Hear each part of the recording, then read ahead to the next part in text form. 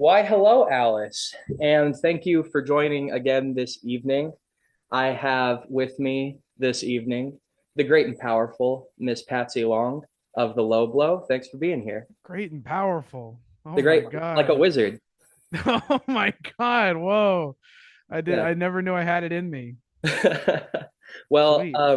something else that you had in you that has now been exercised and is available for consumption is The Forest for the Trees, your new album.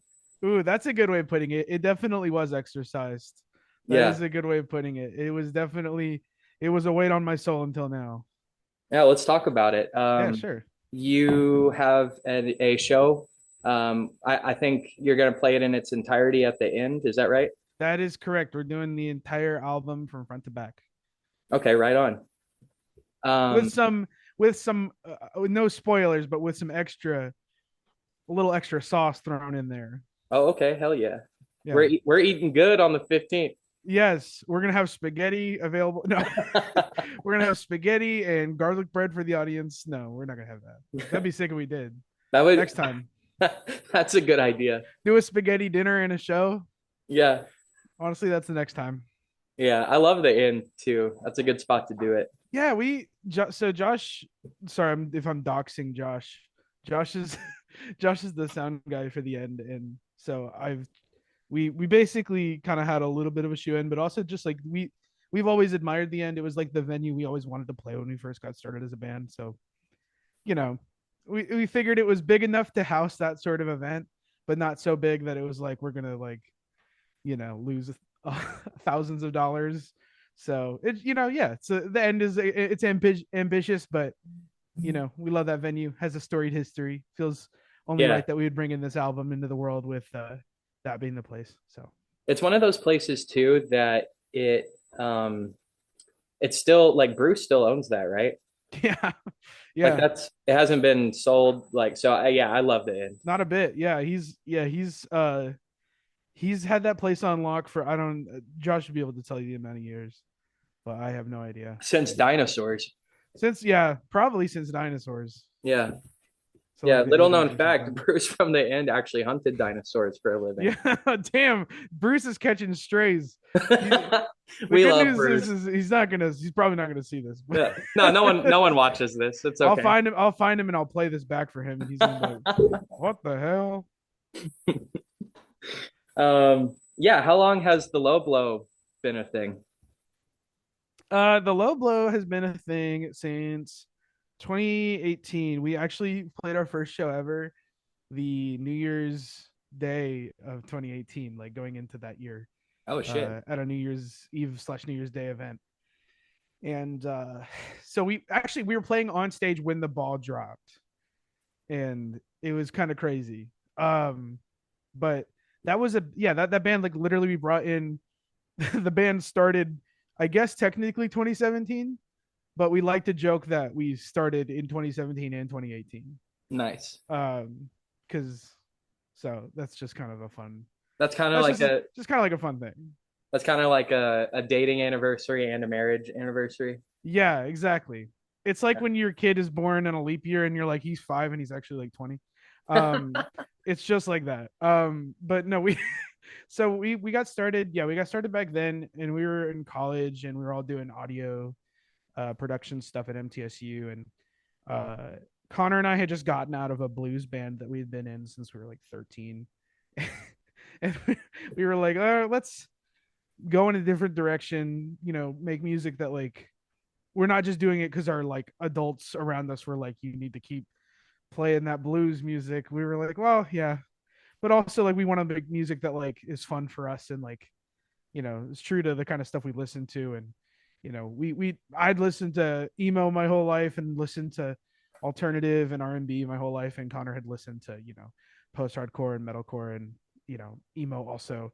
And so we started the low blow kind of as like a departure from that as best as we could.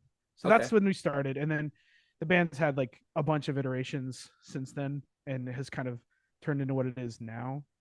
Only after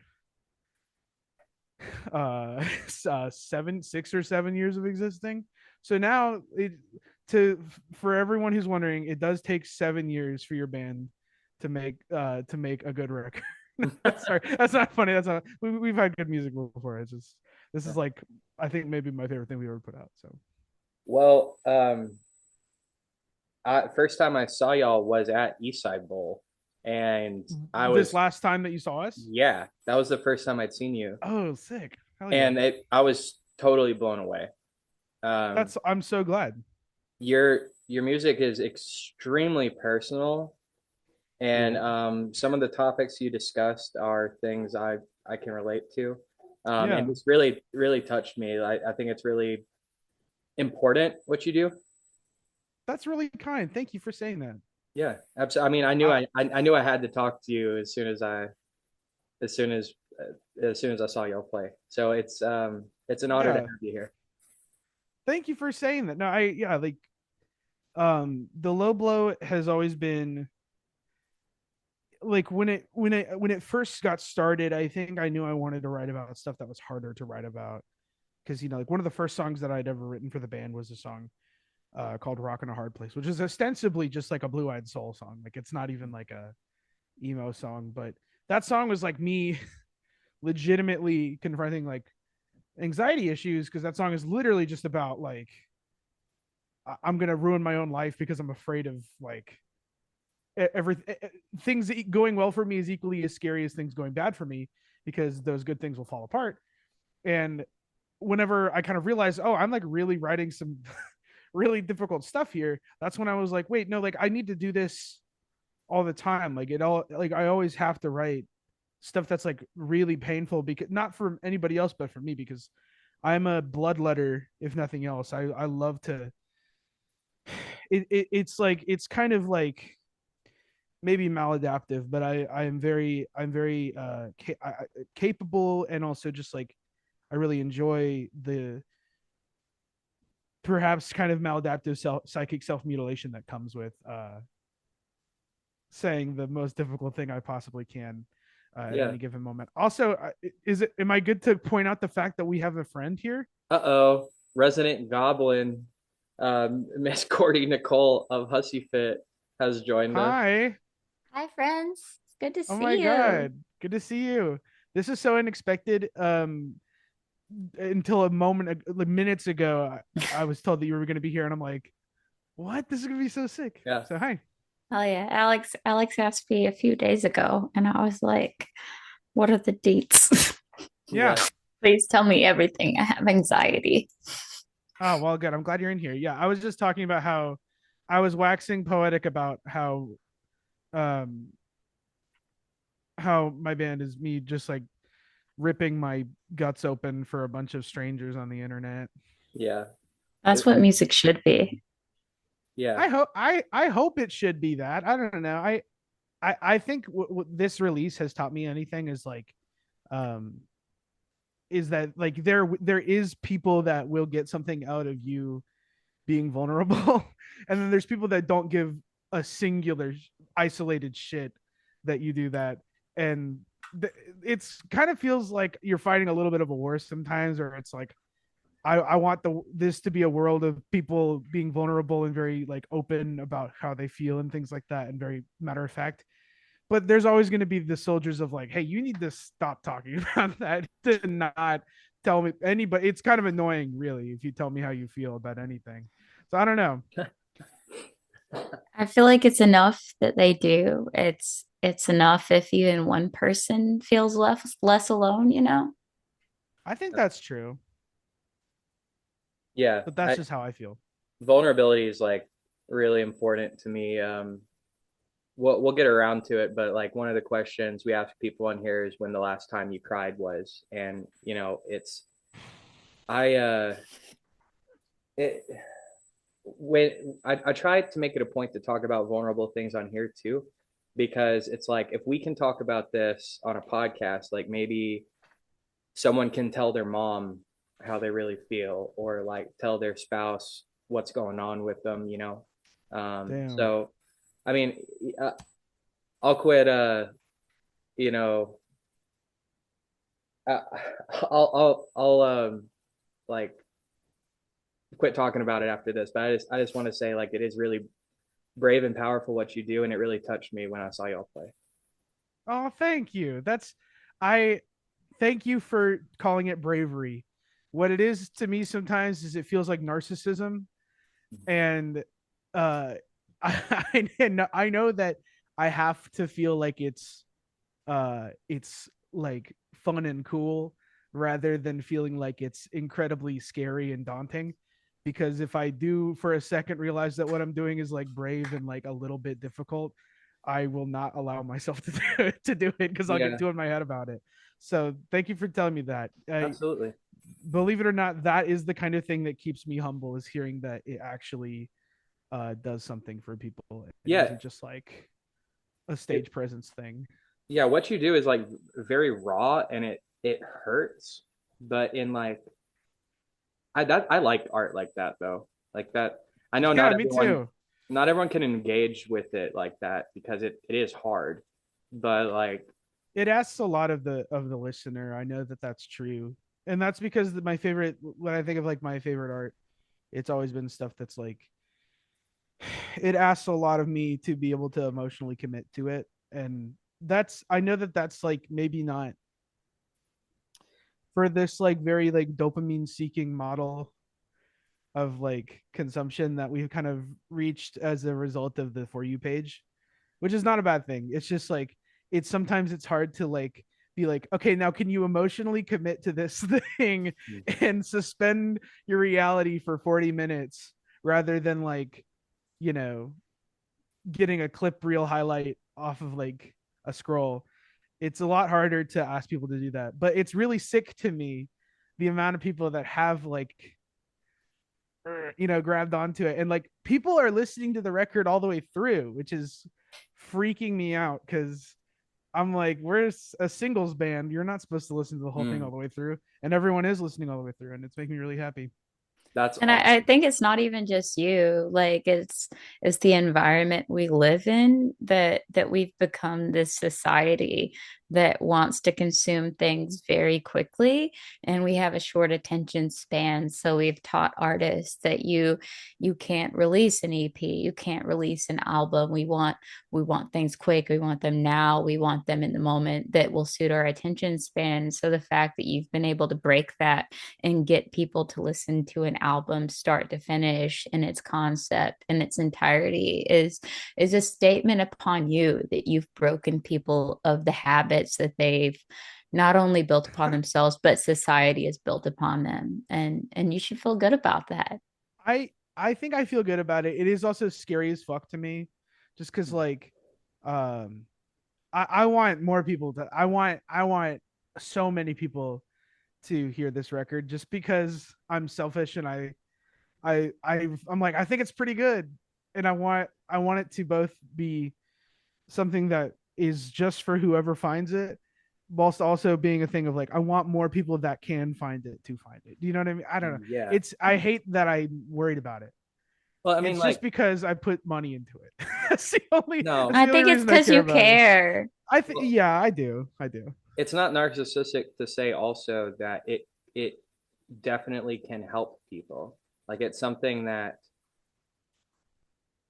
if someone is like having a hard time themselves, like it might make them feel less alone. I'm sure we can all think of examples of like that when it's happened for us, you know. Yeah, I think that the thing I said whenever I was first putting this record out, like the day before, I was like, I if anything, I hope like the younger version of myself finds this record and feels a little bit like, not literally, but you know what I mean, like that younger, like not as realized person who is like feeling those feelings of like, oh my god, I'm gonna die one day, my family's gonna die one day, what if I die and I'm like, I'm just gonna be like, they're gonna bury me in a suit type thing. Like, that's really hard to like think about.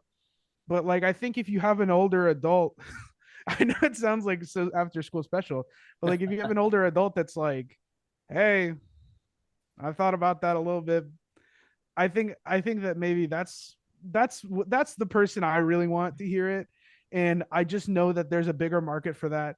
And I think that I think of like an album like Home Like No Place Is There by The Hotelier. I don't know if either of y'all are familiar, Like to me, that record is like the perfect example of like they didn't like promote it. Like they didn't go on TikTok and go, "Did I just write the next song?" You know, like they didn't do any of that. It was just a record that found exactly its audience, and everyone has like a different story about that album because of how like it changed their life or how it affected them. And I'm just hoping that like if we can get a quarter or even an eighth of that, I think we're like rocking because I want people to connect with it because and they have to be clear, by the way, they have. I'm very happy with that so far. I want more. I'm selfish and I need I want more people to see it. I'm a Yeah, platformist. There we go. That's the word. that's cool. I what were we do you have a favorite song on the album? Ooh, that's a good question. Hang on, let me look at the playback. Because honest to God, you put me on a spot and I am forgetting every song It's all good. that I've ever written in my life. I would say okay. What I usually say is that my favorite is White Picket, or sorry, my favorite is When I Found My Body. Um, just like personally, that one is my favorite. But I would say probably the best written one is White Picket Fence. Hmm. I do think that they're all really good. My close second favorite is The Moments You Felt You Belonged, the opener. But I would say that yeah, I would say my favorite is probably When I Found My Body, just because that one is very like that's like that one has the most difficult lyrics for me in on the record. That's the song that I listen to and I cringe because I'm like, oh fuck, like I really like it's a really hard lyric to listen. That second verse is like I'm not gonna repeat the lyrics here because I feel like that's kind of like masturbatory, but I don't like know. I think you I should. think any person who reads the second verse of When I Found My Body, I just the lyrics about like um picturing my mother leaning over my casket with tears in her eyes as she would mourn the wrong name. Like that's such a fucked Oh up. Why fuck. did I write that? You know, like like and then I will they then I forget what the next part. Uh basically like I'll disappear at that point because they're going to disguise me when I'm gone anyways, like Yeah. uh I would be lost there in a final reflection because they'll disguise me when I'm gone anyways. It's like a really sad thing. That's also like the whole song is just about I used to have premonitions of discovering my own corpse whenever I was like peak psychosis, like mental health issues, like going through it. I would get like super fucking sleep deprived and I would have like visions of like discovering my own dead body. And there was a period of time where I was like so alone and so ill because of my then undiagnosed physical health issues that I was like I was imagining myself dying like every day and not like in like a fun like I wish I could die. It was like a I would wake up and I'd be like wait fuck like I might be dead right now and I can't tell, and like what happens when that does happen. So that song is very hard for me just because it's like I don't know, it's such a specific vibe that I'm like I almost contemplated not putting it out because I was like, it might not mean anything to anybody else. But I don't know. I think it people can get something out of it, if not just like the imagery about burial rites or whatever. Yeah. You I know? think well, some of the stuff like there's not a lot of representation in the subject matter you're talking about, and I think uh, you definitely will. I mean, you touched me with that, you know, like I can't remember the name of the song, but it was one where you started out acoustic and then the band, not acoustic, but you started this singing solo and it's Yeah. so uh just so raw and yeah, I don't want to talk about my experience too much, but I can relate to some of what, and it feels good to hear I don't know. It's like you don't want anyone else to be going through that, but it does help to know that you're not alone. And Yeah, no, yeah, completely. Like, and also like, and that I'm still making it. Like, I'm still making this stuff. yeah, Like I think there's a term that gets thrown around a lot in like the queer community, which is like trans elder. And that's normally reserved for like anyone that's like 50 plus. But like I do think that anytime there's a trans youth at any of our shows, which is very common that we'll have young trans people at low blow shows, I think it's always like a thing where I'm like, all right, I'm grandma now. mm. Like I'm 26, but like right now I'm grandma. Mm. And I need you to know that like cool, because like I don't know, the goalposts get a lot more few and far between when you're uh part of God's chosen people, i.e. the transgender community. And your goalposts get a lot smaller because it's like, it's hard to envision a life when like the ultimate victory is like just being around, so like I think sometimes seeing 26-year-old lead singer of emo band be like, I don't want to end my shit all the time, is kind of like, hey, maybe maybe I'll be all right. That seems really insensitive, but I think my people will get what I'm saying. Is like it's kind of like it's nice to be like, oh, like I can be in a band and have a good time and be around and not like want to die, and I can also talk about wanting to die all the time, and people will like be like, oh, that's kind of cool. Yeah. It's a it would that's such a gut punch of like having to the idea of your identity being erased after you die. Like um that's Yeah, such an yeah. existential it just that yeah, that's rough. Um yeah.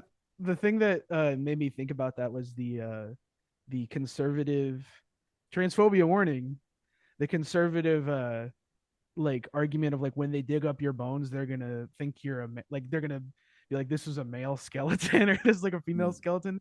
And the thing that made me sad about that is I was like, damn, I'm more sad that they're not gonna know I was a transgender skeleton. Like I'm more sad. I don't care that they think I'm a woman. I care that they didn't know that I was transgender. And I know that that's like kind of sad, but like I don't know. Like I think that like I don't care. I don't care if I don't care about my fucking bones. Like that's not important to me. Like what I care about is like the things that I leave behind and the moments that I share with people and Legacy. that kind of stuff. Yeah. Legacy or like the pictures and songs you leave behind and things like that. Yeah. And then one day you stop existing altogether. You know what I mean? Like you're gone to history. And it'll all happen to everybody. Even the people that are recorded in history books, like Yeah. some point people stop talking about you, and that's okay. Like that's not something to be scared of or terrified of. It's like kind of a beautiful thing that like you're like the earth breathing you in, and then one day it exhales you out completely, and that's like the way of all things, right? Well, that's a really And sorry, go ahead. no, that's okay. I was just that's why I wanted to reframe death in such a specific way for this record, is because I think death, when it relates to transness, is it's like, oh my god, I have to fight to be alive, and I have to fight to exist and just be around, and I have to just like, oh my god, I have to feel like I belong and that I'm here and all the time. And it's like, I think the moment you can accept that you will die and that there is nothing you can do to stop that and that you are impermanent is the moment you can begin to like truly treasure the mundanity of like your day to day. And that's kind of where I wanted this to like live ideologically, is in that like the little in between, I think. Yeah. And music's kind of like a time machine that's like, I mean, after you die, there you will be remembered for who you are and like what you did for people. And that's really cool. Like, Yeah, I think I'm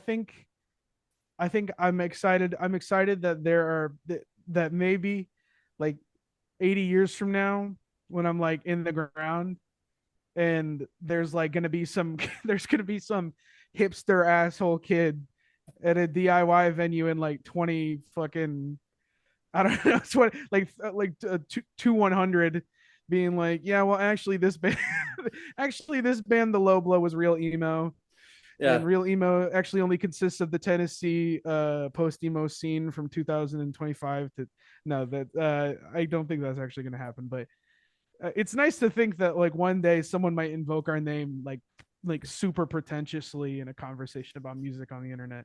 I think Can't you're wait. what the Jonas Brothers are going to listen to in the year 3000 when travel. I hope so. I I hope the hope so. Jonas I hope Brothers we're don't boy live that bands and another long. one. No, but they time travel. You don't know that song? They'll They get took a trip to cloned. the year 3000. I think that's a cover, Don't give actually. them that power. That's a cover, isn't it? But I heard it it is was. Busted is actually the one. The guys from Busted are going to be the ones that actually get to the year Okay. 3000. Yeah. Yeah. Yeah, I agree. The Jonas Brothers cannot be trusted with the powers of time travel. Give them bacon They and too are nothing more. fleeting. Yeah. So, Yeah. where did y'all record the album? Yeah, so the drums were recorded at True Romance Sound by a guy named Jared Colby. The building that is over kind of in East Nashville called Sundog used to be a studio called Sundog Studios. It has been converted to a new studio called True Romance, which is just the owner of Sundog sold it to Jared, and Jared's now like the proprietor of that building. And he's got this like fucking awesome like little indie studio in there, and I like genuinely recommend like we didn't have the money to do our whole record there. We would have loved to. If we had all of the money available, we totally would have. But we recorded our drums there, and then we did some of the piano there and some of the organ there, and then we did everything else, literally everything else at my house, Okay. or at Taylor and Connor's house. Sounds good. Thanks. We're all audio engineers, so we were like, Oh, okay. hopefully we can make it sound. Hopefully we can make it sound not like dog shit from Damn, above. a whole band of audio engineers. That's wild. Yeah. I don't know if you know Yeah, we this, but are. Patsy's an amazing audio engineer. She mixed and mastered our single over it. Oh, So oh y'all should wow. hire Okay. her. That is true. I Holy did do shit. that. I didn't engineer it. I didn't record it, but I She did mixed and mix mastered it. it. Over wow, yeah, I This mean, is over true. it sounds great. I She love that I would do recording. a remix of Over It. I've learned stuff since I last did Over It. I'm like, I would remix it because Oh, I, I'm very anal about mixes of. There's a whole EPs where I'm like, man, I wish I could just do that again. Like even the Sunstreak EP, which I just put out not long ago. I'm she's like, like, I I'd wish I take it could. back. I I take don't it do it. back. Let me do it I'd take it again. back. No, it's yeah. I thank you. That's very kind. This was the first album I've ever done. This is the Okay. first full length, and we have not like been super lauded for the production on this record, and I'm actually kind of stoked on that because that means that I did my job. I kind of wanted the record's production to backseat to the songwriting and performances. I didn't want it to be like, oh wow, this record is so produced so well. Like I just kind of wanted it to service like be a thing you don't even think about. Like you're just listening to it and then it sounds good and balanced. Hmm. Yeah. Oh yeah. That's what I was going for. Um, well, switching gears just slightly. Um, when and you don't I mean, this is it's like really vulnerable, but I like know when when you say this is not slightly. yeah. Yeah, Okay. yeah. Oh Oh yeah, fuck. slightly Okay. means we're going completely 180 other direction. Okay. Fuck. All right. Here we go. When was the last time you cried? Okay. I will tell you, and I need you to know that this is not a fun or like profound or beautiful answer. This is a like kind of just like, oh, okay. Yeah, fair enough. The last time I cried was I was watching One Piece. I fucking And love One Piece. yeah, I was watching One Piece and it was the scene. I'm not going to spoil anything. I'm Yeah, going to no use very spoilers. I'm vague in. language. I'm halfway through Wano, so no spoilers. Okay, I'm you're way further than I am. I am Okay. literally just got to the Grand Line. Oh, But okay. So I cried about that fuck ass whale. No, for real. Like There's a that's not a dumb whale. reason. Laboon, There, yeah, come Laboon the on. whale. And listen, I'm not gonna say literally anything else, but like for those of y'all, this is the thing I'll say about One Piece, and and this will tie into the emotional shit too. Trust. Um, when I say that people in your life for the rest of your life are gonna say to you, you should watch One Piece. It's really good. You're gonna hear that the rest of your life, and every time you're gonna think, I'm sure they're like somewhat right. I need you to know that they are 100% right. That show is not just like rated, like it's not just like good where people like they're not just right. I would say people most times are underselling that show. That's one of the best anime. That's one of the best anime I've ever seen. Yeah. Fuck yeah. Straw Hat, it's the vibe. No, for real. And I'm telling you, this fuck ass whale. I'm like, why am I crying over a whale? I literally texted the group chat and I'm like, hey, why am I crying about a whale? Why is that happening? And they're like, because One Piece. What makes me cry is when people put a brave face on a otherwise terrible situation, Yeah. and when people do something to you to make you keep going. And there is a moment where a character, I won't say which character, and I won't say to whom or what they do, but one character does something that seems really, really stupid to give another character a reason to keep going. Hmm. Do you know what I'm talking about? Which arc? There's the whale thing. She literally just said the whale. Well, I didn't know if we were No, still no, I talking know about. there's a lot of shit that happens though. I can understand that there is a character, a main character does a thing where it's like, why would you do that? Why are you doing this? And it's to help that whale keep going. Oh, are you talking about when Luffy hits the whale? Oh, When paints the Luffy whale. hits the whale, yeah, They, David came in clutch off camera. Said when he paints the whale. yes, yes.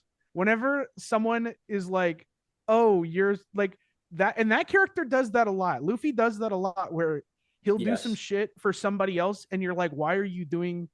Oh my god, he's doing it because he cares and he wants them to keep going and keep fighting, and you're like, man, fuck, I'm gonna cry. That's when people put hope into an otherwise difficult situation just because that's the right thing to do. That makes me cry, and that's why I I cried. look. There is nothing to be ashamed of about crying about One Piece.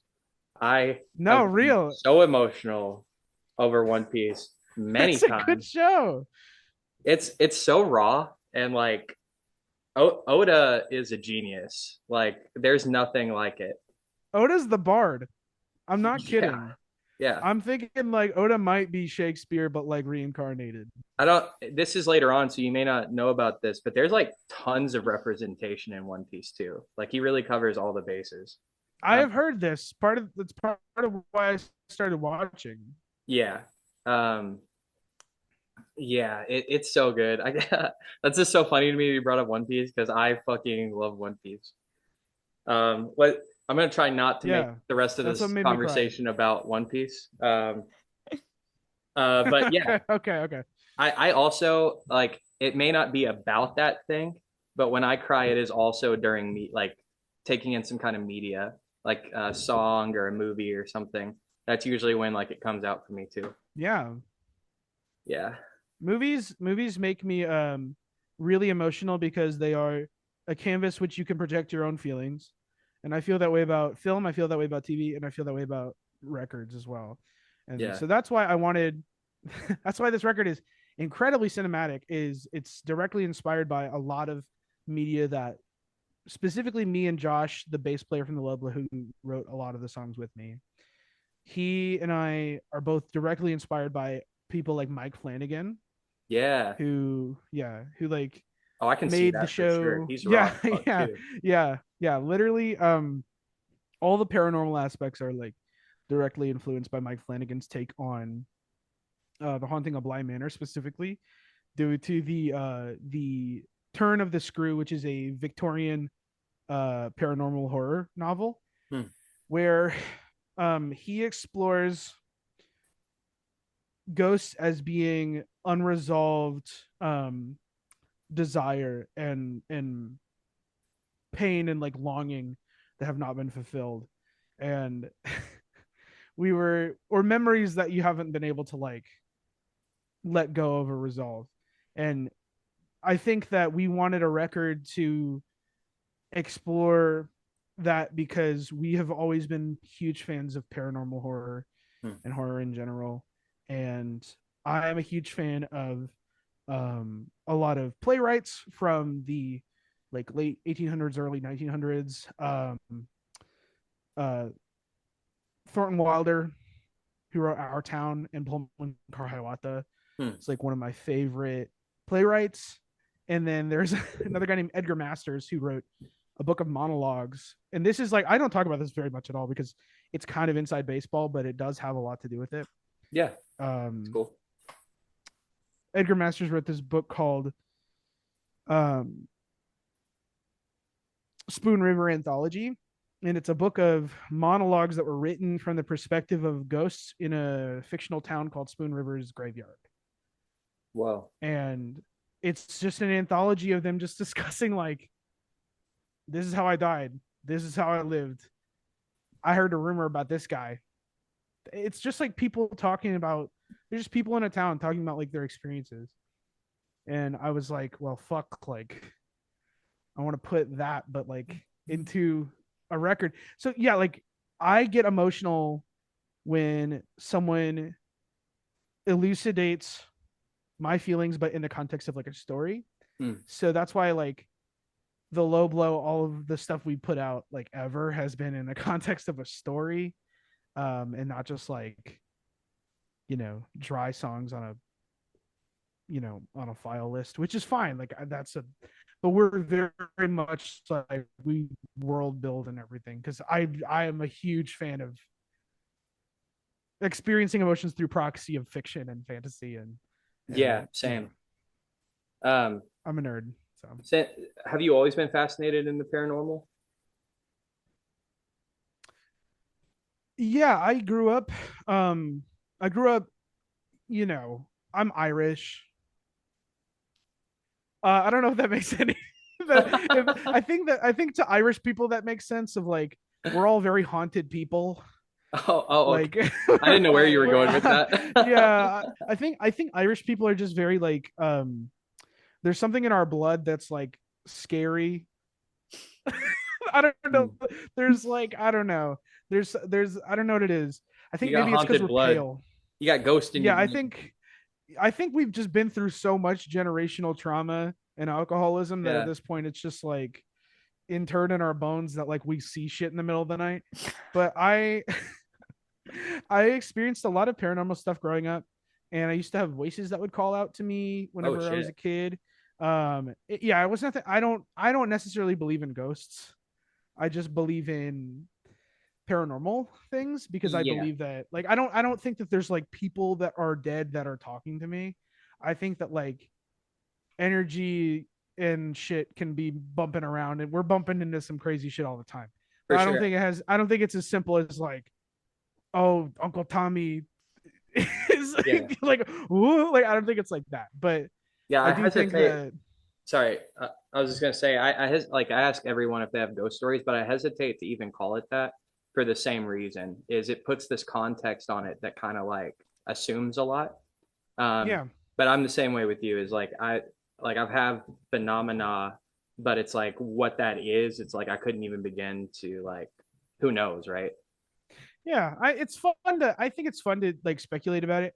There's a certain like there's a certain threshold I have to back out when people start talking about ghosts because then like once there's a person who's like, oh no, I can like talk to like or like they start being like I can see the future and shit like that, I have to be like, hey, unfortunately I can't follow you there because I at one point was like you, and it just makes me too Oh, uncomfortable sure. to have that conversation where like I'm like I have to be like, yeah, I also had spiritual psychosis, like I get it, like I feel bad, but like I have to back out at some point because then I'm like, unfortunately, like I have to be like, yeah, like my autistic obsession with like Well, understanding the paranormal also will come out to play if we talk about it too much. But yeah. you are the perfect guest for this. And like Okay, I sick. have some follow-up questions, but at any Okay, point that you're uncomfortable, we don't have to talk about it anymore. okay. I Because I think I'll am be okay. probably in the height of the spiritual psychosis that you're describing. Okay, okay, sick. I have a lot of out there ideas about things. Uh, Sure, but I guess okay, I have so many questions. sure. So you said this was mostly a thing when you were younger. Do you still experience phenomena like that? Not as directly. I think I have largely closed off myself to those sorts of things. And part of that is just because when I don't pattern seek as much as an adult, because I do have kind of bad OCD issues where I will obsess over something way too much. And part of my healing has been uh attempting to look at things that I could see as a pattern and say, that's interesting and it's coincidental, but it doesn't necessarily mean there's something larger at play. Mm, okay, I I got you. try I try to avoid it, but I do sometimes have little weird things that happen to me, and some things where I'm like, whoa. I also get senses, like I do sense things a Yeah, lot, and I have premonitions, which yeah. I have always had, and I hate that I have them, and that actually that's another conversation. I used to have religious premonitions that were really bad when I was like Catholic as fuck, Okay, and great. That was my next question. You were raised Catholic? very so very Catholic. I was Both almost a of your priest. parents? Yeah. Okay. I'm sorry, go on. No, it's okay. Uh, It's important context. I was almost a priest. oh shit. I wanted to be a priest. I believed that God was talking to me because I would have again the same like auditory hallucinations, and I believed that they were God Okay. talking to me, or angels, or both. I thought I had a guardian angel, and that it was communicating to me. Okay. And there was a manifestation of severe childhood trauma and OCD, but it was me being like, oh no, for sure, like I have a divine message I have to like deliver, and eventually I got over that once I like left the church. But it How old manifested it in different ways. how old were you when you left? I was 15 or 16. Okay. I got into a relationship and uh I got into a relationship and I had premarital sex, and then I realized that God was not real. Because no loving God would ever make something like that bad. Yeah. That's so Yeah, funny. yeah, yeah. Was there, I mean, yeah, obviously the answer is yes, but like, did you get a lot of, I guess, probably pressure from your family from leaving? Um, it's funny. So like, not as much as I think most Christian people Yeah. would expect. Most of my family is Catholic, but very passively so. I would say most of the pressure I felt in the church was very internal to the church because Okay. I was I gotcha. involved pretty closely. I went to a Catholic school, and I from like kindergarten to fifth grade, and then I was an altar server after that. And most of my relationship to the church was self-imposed, believe it or not. It Okay. wasn't like my parents were making me go to CCD and like or like catechism or whatever they call it, and like getting me confirmed, but they weren't like oppressive forces in my life in the way that like I think a lot of like evangelical kids, Yeah. like I grew up Jehovah's Witness, so I can relate to that a little bit. yeah, my family, I'm actually very fortunate to have parents who are not um out they're not my mom is a like a true blue Hillary Clinton style Democrat with like a fuck Trump hat, and my dad is the least political person in the world, and they are very passive about the whole gay and trans and not being Christian thing. They kind of gave up pretty quickly after I was like, I'm not Christian, and they were like, great, it's downhill from here. They just kind of stopped giving a fuck. Okay. They're very passive to the point that they don't participate in it like the trans thing, but they are not hostile about it. Okay. Um, it, I mean, I don't mean to pry too much, but I guess Don't let it happen we're again. doing a podcast, so No, I'm kidding. I don't give a fuck. when you say don't participate, do you mean like misgendering? What does that look like? Yeah, like I would say in the same way that like if you've ever had a person in your family who was like dying of like I'm trying to think of like a way to describe it. Like there's always a person in the family where like everyone knows what's going on with them, but no one is going to talk about it. Okay. It's like I Gotcha. have a terminal illness and no one will acknowledge that I have a terminal illness, if that makes sense. But the terminal illness is me being like happy in myself. Mm, Uh so it's kind of a weird thing where like I am just kind of like I am dead name and I am he him and I am uncle, and I'll have that conversation and I'll have that adjustment, and then it's like, oh, we're trying, and I then that got you. doesn't happen. But I'm not mad about it, you know. Yeah.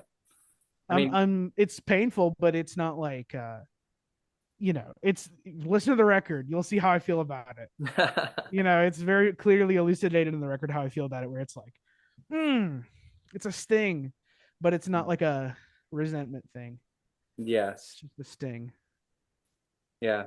That's good to have like I talk to a lot of musicians, and it's like it really is like we were talking earlier about it, like it's an exorcism. If you don't do that, like how it's like the only way sometimes. It's like how you got to get that out of you and like share it with people. You can't just like bottle up and like yeah, yeah. It's like a weird switch, right? Because it goes from like I can't ever talk about this. All of my feelings and thoughts are suppressed, and then you change, and it's like I can never lie about who I am ever again. And it's like, Yeah. yeah, It's I do wish that sometimes that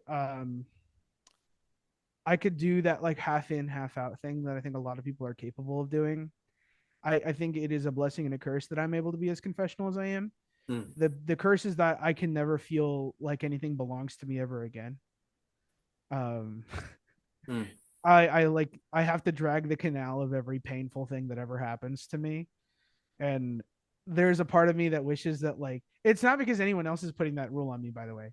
I'm not like, oh, this industry, like, oh, my fans are, yeah, oh, they want me to talk about my grandma. Like it's not like that. It's just like my art brain, my ridiculous ape monkey goober like art brain is like, hey, you're having a painful thing with this, you should think about it and write about it.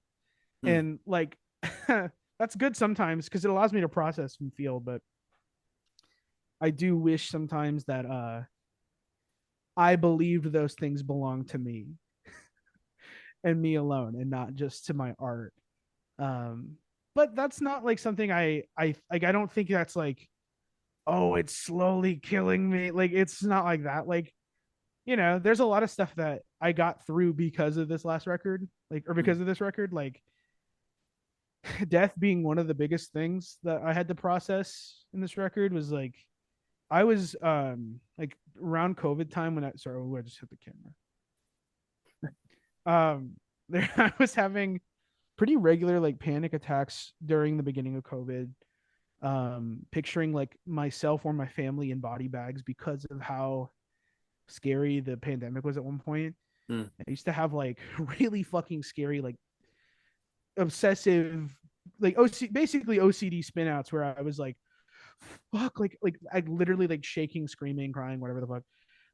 Because I just could not handle the idea of dying or like my family dying. And this record was like genuinely a very healing process for me. The stuff that I wrote in and around this record, like about dying and the media I consumed about dying, namely Mike Flanagan's work, like helped me work through so much of that fear and pain. And like, so I do think it is good to be able to process this thing. It's a double-edged sword, yeah, you know. It's a it's like I don't know. You're basically rather than like taking antibiotics, I am cutting the wound out. You know what I mean? But or Yeah. cutting the bullet out, but it is getting out. So it's fine. One day I'll die. At, at this point in your life, what do you think happens after we die? Oh, cosmically, I think nothing happens. I think like I think like your experience when you die, I think what you experience is like your brain gets flooded with DMT, and then you experience like super like distended time warped visions of like strange dream-like sequences and memories, and then you cease to exist in the same way that you don't remember what you were like before you were born. And it's not scary because you don't have a subjective experience Mm. to judge how scary it is. It's gonna be just as peaceful as the day you were born. And it seems so scary because it's the door you close and you could never come back from it. And it's really sad. And no one should ever like look at that and be like, oh, it's not sad or scary. It is, because it's like that's the thing you can never know. But Yeah. also, truthfully, I believe that nothing happens, and that who you are then changes, and it becomes a subjective discussion, a story around a fire, a song, a picture, a discussion, a conversation. And then one day those people forget about you or they die, and then you cease to exist. And it's beautiful. You're the wind. Like I like that. Weirdly enough, as bleak as that sounds, to me that is really comforting, because I used to believe that you would go somewhere forever and sit with a guy forever and worship him That sounds forever. awful. And that to me is worse than Yeah. ceasing to exist. I think So I yeah. never thought about it till just now, but Yeah. you could almost say like religious ideas of an afterlife is a lack of acceptance of death. It's that's like people not confronting death, you know, finding a It's also a loophole. lack of acceptance of life, because Mm, in a way you're having to have an encore. You're having to okay. have that final say. Yeah, And yeah, I yeah. what I had to accept really early on is the reason I'm so goddamn scared of death is because I don't feel like I've lived a life worth living. Mm, And I don't think that's true for everybody. I think that there's a lot of people who've lived an incredible life.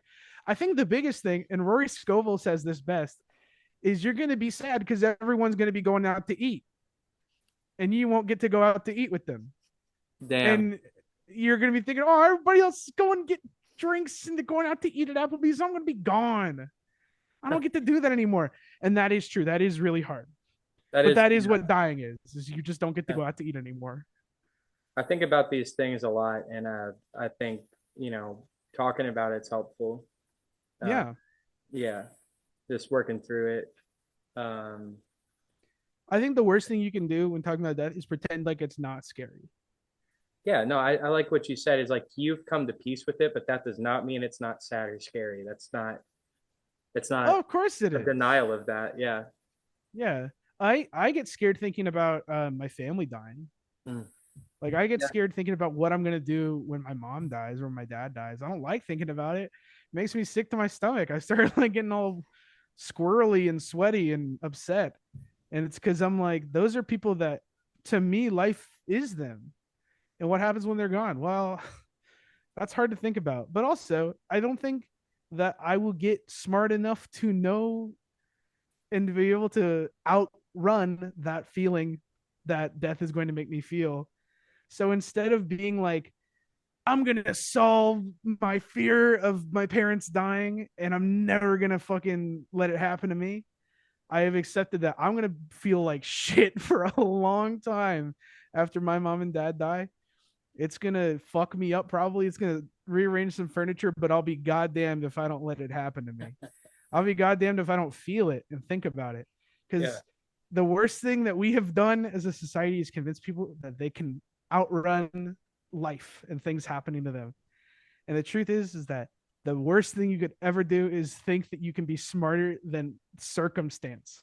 It's never going to happen. Yeah. Yep. Do you want to share one of the stories of a supernatural experience in more detail? Want to Sure. pick one? Sure. Yeah, it's this one's an ongoing one. Okay. So All right. the chapter's still open on this one. Um yeah, throughout my whole life, um I have always heard my name called out to me um when I was not paying attention, when I was either moving into or moving out of places throughout my life. Um Specifically on like move in days to new places, I have heard my name called out to me. It's my brother's voice. He's very much alive, by the way. It's my brother's voice. He lives on the other side of the country at every given moment of one of these things. And he says, my name now. Even when I was a kid, he said, my name now. And Oh, wow. Okay. yeah. And it was like he was trying to get my attention from behind my right shoulder. And it's always been behind my right shoulder. Whoa. And that's happened to me 6 or 7 times throughout my life in like really big life change moments for me. And I don't ever anticipate it. I literally have to investigate every time. So like there's a time where I was moving into Murfreesboro to live with some friends after having lived with my parents for a while. And I remember hearing my brother like Pat like behind my back. And this is before I went by Patsy. And or maybe he would just call me Pat, because Pat is another nickname I go by. But it was not my dead name. And it's never been my dead name. And I hear Pat, and I'm like looking around for what I thought was, it sounded like my brother. I thought my phone had like gone off or something like that. And he was not on my phone. I don't have any recordings of him on my phone saying that. And I looked around the house, and I was the only person who was home at the time. So that's happened to me a few times, and that's always been really weird. I also have been able to tell where people have died before. That's another thing, is I can like pick up on this is where I have to be like really careful, because I don't want to be like, and I actually have secret talents, and I actually can tell when things are amiss in the force. But like whenever I was growing up, I was very keen on like, oh, this feels like a room where someone died. And then someone would be like, yeah. I had a friend, I won't say their name, but we were walking, they were giving me a tour of their big ass, their parents were rich, and they're like, hey, like check out my, big ass house. And we come into this one room, and I'm like, oh God, what is it? Did someone die in here or something? And they're like, yeah, both of Whoa. my grandparents died here at separate times. And I'm Whoa. like, whoa, oh my God, what the That's fuck? And then I was able to tell that there was a shooting that happened, or like a shooting death that happened in my old apartment in college. I could tell the part of the parking lot where it happened. I had a weird feeling about a certain part of the parking lot. And then I was like, what the fuck? Like, I feel like yeah. something bad happened over there. I don't know why. I would never want to walk that way whenever we were walking home from MTSU. And then I looked it up, and there was like a shooting that happened there between, it was like a gang fight or something like that. And like a guy killed his best friend. And it was really fucking scary that I was like, oh, I don't know why I don't like that part of the parking lot. I just think it's like a mirror neuron thing. I think like some people can pick up on like vibes better than others, and Yeah. maybe that's just why I had that. I don't think it has anything to do with like I don't think I was like wah, wah, wah, wah, I can speak to ghosts, but it was like, I don't know. I mean, Those are my paranormal experiences. I understand the concern about like reading into it too much or overstating it Yeah. for your own mental health or like for others' sake, but I don't think it's something we should write off either. Um, there is I like, think it's a human thing. I think humans can do that. yeah, I mean, I mean, I've got tons of stories that I've told on here before, so we won't get into that. But like, yeah, I know Cordie has similar experiences too. It's a human phenomena for sure. It's just Mm-hmm. we have no idea what the fuck is going on, and that's Yeah. the older I get, the less I know. It's like when I was I was Jehovah's Witness. I was also homeschooled, and so like when I moved out, I was very like I don't know, resentful. I was like I would say like obnoxiously like confrontationally atheist, like in your Mm. face atheist, and Yeah. like religiously atheist. You know what I'm saying? Yeah. Yeah. And Hard it's like line. at this point in my life, I'm like, dude, I have no idea what the fuck is going on. Yeah. That's kind of where Just I've ended up too. yeah, yeah. I mean, I just really enjoy having these kind of conversations because I always get new perspectives, and Yeah. that makes me like a more well-rounded thinker. Um, just trying to like people have a lot to offer if you listen. Like I was hanging out with my friend, and he's got a young kid. It's like 8 years old, Yeah. and I was just, I mean, like you can learn from anyone if you're paying attention. Like I'm learning things from an 8-year old because I'm letting myself. And like, Real. yeah, and just like going outside, like if you just go on a walk, like you can learn from anything in any situation if your eyes are open. And I you're Talking about completely agree. Coda. Yeah, I was talking about Coda. Yeah, yeah, Respect Dakota. he's He's such a gonna little kill bean. you. Yeah, shout out to Coda. Yeah, he is. Respect. He always like anytime I come in the room, he always like kills me in some new brutal fashion. He's always like shooting Dang. me with a Nerf gun or like Force choke. yeah, yeah. He's Oh, very that's kind of fun. I like a super villain kid. yeah. Yeah, It's he's such an awesome. it's such an unbridled uh his creativity is so impressive to me. Yeah. It's just like Yeah. I've made him my ally. And Alex is like, well, why does he only hurt me? And I'm like, you should feel special. He only wants to kill you. Yeah. yeah, They're unimpeded by shame and yeah, guilt, yeah. which makes them strong.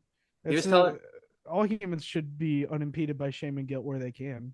he was telling me about this. Like he drew this. It was like a skeletal dragon Real. that breathes like nitroglycerin, and I'm like, I could never come up with that because Nitroglycerin, yeah, girl. it's like that is I don't even know what that is. it's I don't like know. freeze you. It like immediately will freeze you. It's like Oh it was shit. like big word for an 8-year old, but like I Damn, think dog. he's actually older than that now. He's like 10 now, but like back Get this then, kid in a D&D campaign. yeah, Honestly. Like yeah, He's abstract the imagination goes insane. That's honestly like it's like the perfect age I feel like for D&D is like 9 to 10. yeah, Cuz like you're especially for those like super precocious kids that like my nephew is like that where I'm like another year dude and like where you get a little more object permanence and a little bit a greater sense of when it's time to stop talking and you will be fucking like he will be so good or if he just needs to learn how to sit still. That's the only reason he can't play D&D yet is cuz he's 8 and he like runs everywhere all the time and I'm yeah. like fuck man, you got to sit at a table unfortunately. But we'll play D&D. We'll play D&D when you turn like 9 or 10. Yeah, he's great. I love it. I know what you mean like Yeah. kids are like channels to the divine. I do think that like I always say that like I am an agnostic in that like I am agnostic of the idea of a deity. I do believe in Mhm. divinity, but that's not because I believe in like something greater than me in like a consciousness sense. I think that the world itself is divine. I think that nature itself is divine and majestic. And I think that God slash the idea of heaven and God is like observable and empirically measurable. And it is nature and it is like humanity. I think that to me is like, that to me is what like divinity is. Not like, there's no like thermocline above Yeah. the real world that I'm like, that's where divinity is. I genuinely like, I think a seed being able to turn into a plant is like, that is creation. That to me is divinity. Like, I'm not gonna look at that as anything other than fucking incredible. It's not the work of some divine mastermind. The fact that nature got to that point is fucking awesome, and that to Yeah. me is divinity. You know Yeah, I That's what's think like I'm with you there. Like I don't believe in any deities. I believe that energy cannot be created or destroyed. I believe the universe is a magical place. yeah. And what's crazy about, like, I agree with both of y'all completely. And what's funny is, for the most part, I would say this is more true of the Old Testament, maybe not so much the New Testament, but that is like what the Bible says, and Christians just don't understand it. a Like, lot of religions do. yeah, A lot of religions do. We're getting into one of my favorite things, which is the Jungian archetypes yeah, and yeah. the concept of egregore, which You is, are, I love yeah, you. yeah. I'm glad I'm in here because egregore is a big, like, I would say a lot of the record is about that, of like the idea of like Egregore is maybe, just a big imaginary friend that we're all hallucinating towards. well, yeah, and it's like it exists because we need it to. Like Yeah, God, that's why when I say like I don't believe in God, but I do believe in divinity, it's because like it's kind of undeniable the things that we give value to. I think that the Christian God is real in a way because the Christian God functions as a God. I don't think that the Christian God is real because there's a man in the sky with a robe on. I yeah. think the Christian God is real because there's a thing that motivates people to do terrible and horrible things in the name of him. That is a very, um, that's an undeniable thing, because the way you're defining it is, well, of course that exists because it exists like as a concept.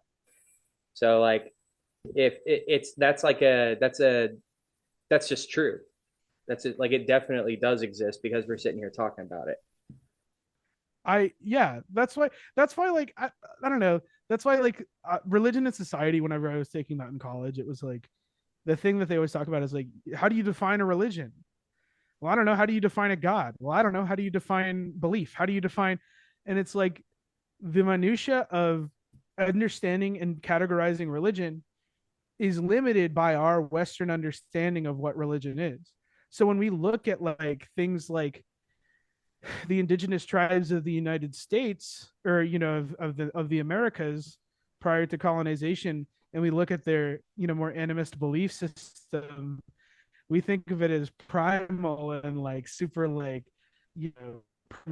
like really the divinity of natural essence because of the things that they were seeing, which was the sun came up in the morning and it made their crops strong, and then their crops fed them and they felt really good, and then water fed into that, and that is God. So when you look at that sort of thing and you say, oh no, it's actually like a guy who did all that, you're kind of just, it's like like there's a Magic the Gathering thing where it's like there's these things called the Eldrazi where it's like, Yeah, imagine a hand sticking hand into a fishbowl.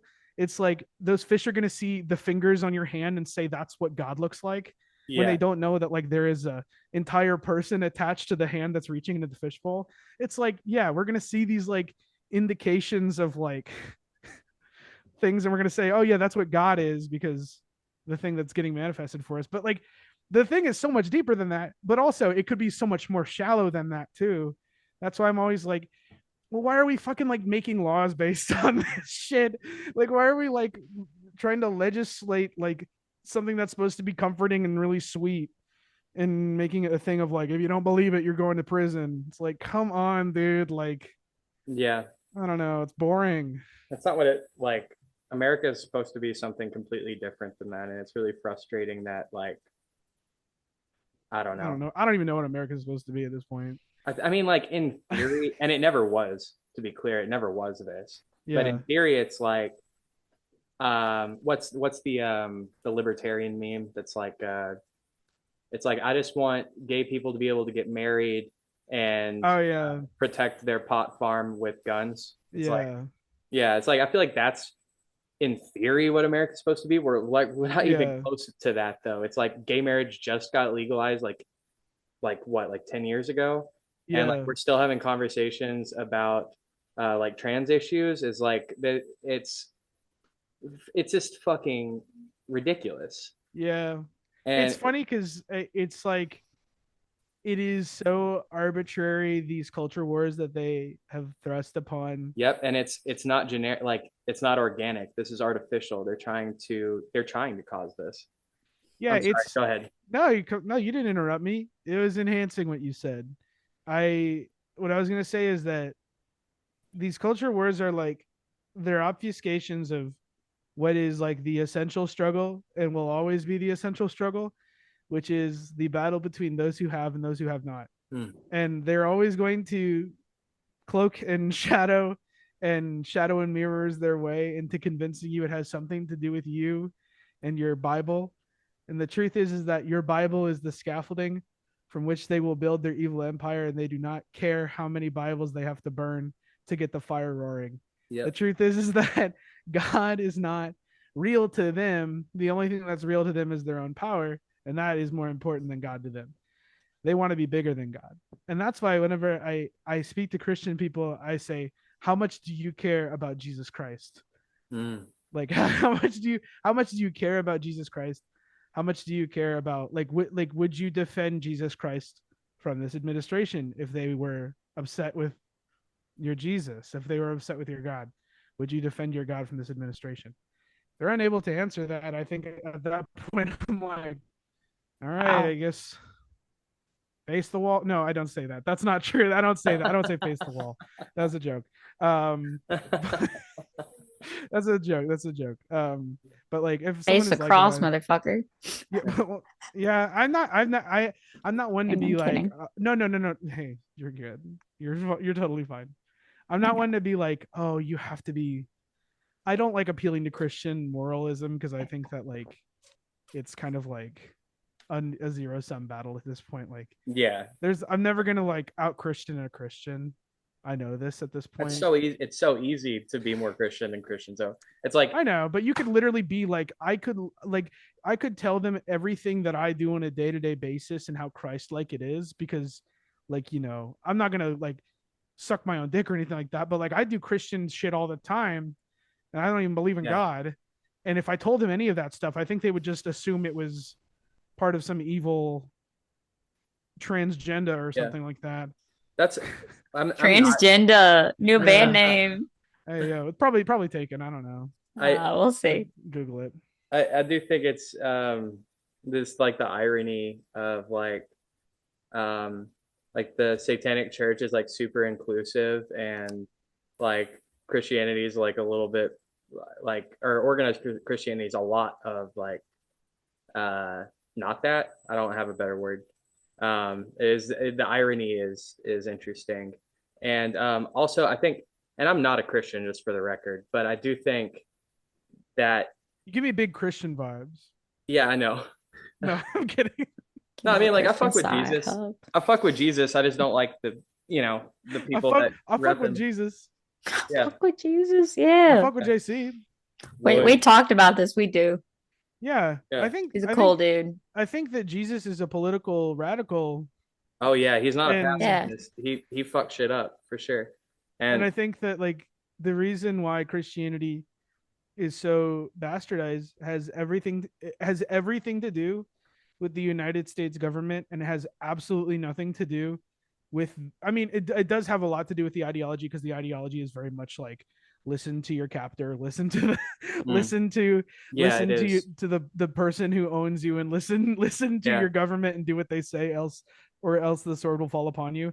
But like I do think that like part of it is like I do think they were Christians were robbed of their Well, ideology because of you're Yeah. post-war I mean, they events. brought in the paid pardons and stuff like that. They brought like financials into the church, and they're like, "Oh yeah, you can just pay us to pardon your sins." They started like profiting off That's of actually sick. sin. They should pay me though. yeah. They should pay Um, me to be absolved. it is like, I do think where I was going with that is, I think Christianity is unique in the way that it is. Jesus talks about, you'll know them by their works. And Yeah. so like it's a philosophy that is specifically not spoken but demonstrated. So one of my favorite things to do is to tell people that they're not Christians because I just go at them and go, actually, no, you're not. Like your behavior does not God represent damn. that because They handled you're that very just well, I'm sure. yeah. Oh, they love that. Yeah, it's the Christians love being told that they're not actually Christians. Yeah. Try it at home, kids. Uh, Yeah. well, I I guess we love should that. probably start wrapping up here. Patsy, thank you so much for coming. Oh yeah, sure. No, completely. Thank you for having me on here. Yeah. I love that I got to dip my toes into egregore and talking a little bit about. I didn't get as Marxist as I was hoping to. Do Uh, you want go ahead, Cordie. just do you want to? You want to? I mean, we can. I was gonna I say, don't have anything to. There's no jumping off point. I feel like I applied some Marxist theory in some ways, so it's all good. yeah, I think Yeah, maybe, y'all come back now. yeah, I was gonna say I would love to have you on again soon. Oh sure. And I feel like that's like that might be like interesting conversation too, because there might be areas of disagreement. And I think that is one of my favorite things to do on here is like I love disagreeing with lightly people. and civilly like have conversations where we don't agree. And Yeah. yeah, that's it always like makes me more well-rounded to do that. So I would love to get into that more with you at a later time. He's Uh, Absolutely. Alex's best friend. I can testify he loves to disagree. I love I don't think that's disagreeing. fair. I I, love disagreeing because I think it is. I love meeting people where they're at. That's something that a lot of leftists and a lot of far left people cannot do well. And it's I not their agree with fault. you. It's because the internet sucks. But like yeah, I I mean, I would, love meeting people where they're at and like having a very genuine like, oh yeah. no, like I here's what I think and maybe you'll agree and maybe you won't. In my experience, No, that's true of people on the right too. Is like they're very stubborn and stuck in their ways. I mean that is definitely true of the far left as well as you pointed out. It's part And of American culture. yeah, it Mhm. is, it is. And Yeah. I just like yeah, having these kind of like having difficult conversations and keeping it civil is like we're all adults. We should be able to do that. Um, and it also like it's the only thing that's gonna help. Yeah. So Mhm. yeah. If someone Yeah, threatens violence against me or mine, then there's no discussion to be had. no. But Yeah, if they have a question to prevent violence, I'd much rather talk about that. yeah. Mhm. If we can Yeah, I prevent violence agree. through discussion, that's way better than violence beginning discussion. And what was that book you were telling me about earlier? Turn of the Screw? Is that what it's called? Turn of the screw. Here, can I list a couple book recs for the audience? Yes, because I was about to say we do a book club once a month too. I'm gonna Fuck hit you yeah. up for recommendations, but go ahead and drop Okay. them. I'm gonna write this down. Okay, I got 4 book recommendations. First is Turn of the Screw. Forgot who wrote it. It's really good. The next one is Women Racing Class by Angela Davis. Incredible book. Should read that, especially in regards to women of color. That book is incredibly powerful and reflective of intersectional feminism in the modern day. Another great intersectional feminist, Bell Hooks.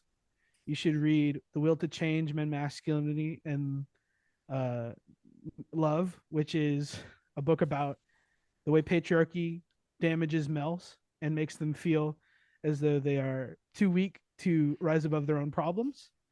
And that book will permanently change you and it'll make your life better. And then finally, I would recommend reading literally anything by Slavoj Žižek.